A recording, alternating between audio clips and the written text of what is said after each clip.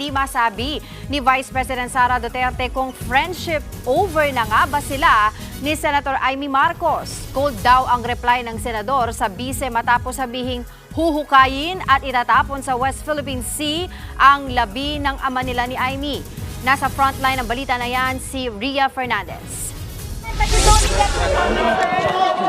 Vice President said that you don't know how to be a president.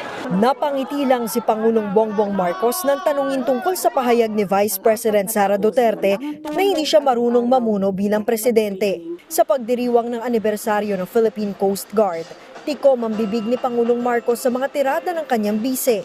Pero ang anak ni PBBM na si Ilocos Norte 1st District Representative Sandro Marcos, pumalag na kay VP Sara.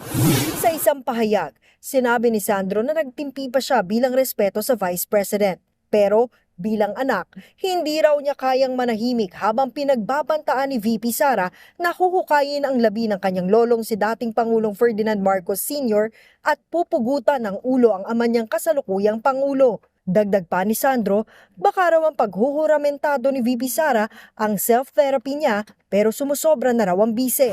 Bago pa man magsalita si Sandro, dumepensa na rin ang pinsan niyang si Ilocos Norte Governor Matthew Manotoc para sa kanyang inang si Senator Amy Marcos. Sa kabila nito, naiintindihan naman daw ni VP Sara ang mga naging reaksyon ni Sandro at Matthew pero pumalag lang daw siya sa pamimersonal sa kanya. Kayo ang nauna. Bakit? Because of envy and jealousy. Nilinaw rin ni VP Sara na hindi niya tinira ang kaibigang si Senator Amy. Pero hindi niya raw masabi ang tunay na estado ng kanilang relasyon ngayon. Kung friendship over na ba o pagsubok lang ito.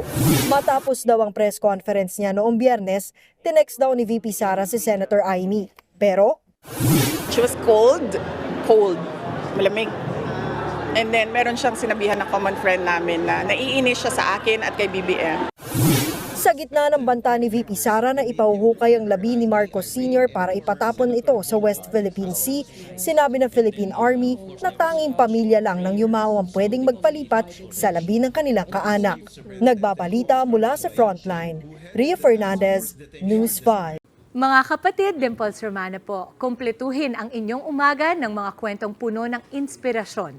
Salubungin po ang bawat araw ng may ngiti at pag-asa. Kaya't mag-subscribe na po at mag-follow na sa aming social media pages ng News 5.